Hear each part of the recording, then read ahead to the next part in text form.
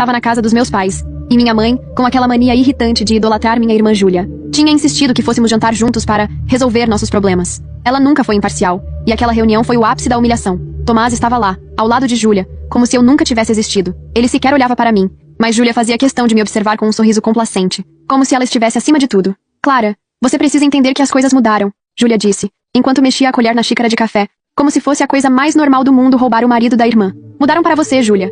Para mim, só pioraram, respondi, tentando não demonstrar o ódio que me consumia. Tomás, com aquele olhar arrogante, cortou a conversa. Clara, você precisa superar. Nosso casamento foi um erro desde o início. Meu sangue ferveu, mas segurei a vontade de gritar. Fiquei em silêncio, observando-os como um caçador observa a presa. Era isso que eles achavam de mim, que eu era fraca. Uma peça descartável no tabuleiro que eles jogavam? Mal sabiam que eu já havia começado meu próprio jogo. Naquela noite, ao chegar em casa, abri a gaveta do criado mudo e peguei o envelope que continha o resultado do teste de DNA que havia feito sem que Tomás soubesse. Pedro era filho dele. Aquele resultado era minha arma, mas ainda não era o momento certo para usá-la. Enquanto Pedro dormia, peguei meu celular e liguei para Jurandir, meu marido. Ele era a única pessoa que sabia de tudo, o único que me apoiou quando ninguém mais estava ao meu lado. Jurandir não era apenas o maior rival de Tomás nos negócios. Ele também era o único homem que havia me ensinado o que era ser amada de verdade. Clara, você tem certeza de que quer seguir com isso? Ele perguntou, com a voz grave, mas sempre carinhosa. Mais do que nunca, Jurandir.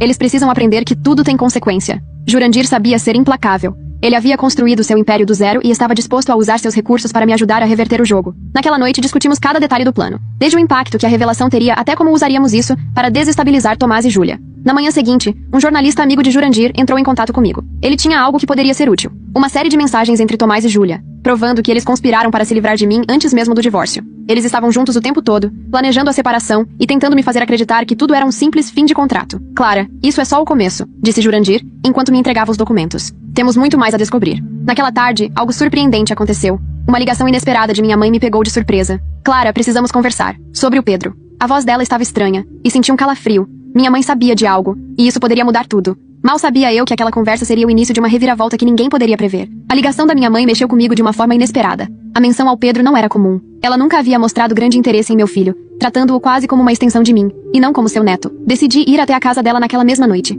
Algo estava diferente, e eu precisava descobrir o que era. Pedro estava com Jurandir. Então segui sozinha. Durante o trajeto, uma sensação estranha de que algo grande estava prestes a acontecer tomou conta de mim. Ao chegar, encontrei minha mãe sentada na sala, as mãos cruzadas no colo e o olhar fixo na janela. Ela parecia preocupada, talvez até arrependida. Esse comportamento me deixou alerta. Quando ela me viu, hesitou antes de falar. Clara, sente-se. Obedeci, mas não consegui esconder minha impaciência. O que foi, mãe? Por que quer falar sobre Pedro? Ela respirou fundo, como se estivesse reunindo coragem. Clara, quando você disse que Pedro era filho do Tomás, confesso que não acreditei. E quando ele negou, achei que você estava inventando tudo para não perder o casamento. Então, por que estamos falando disso agora? Perguntei tentando manter a calma, embora minha voz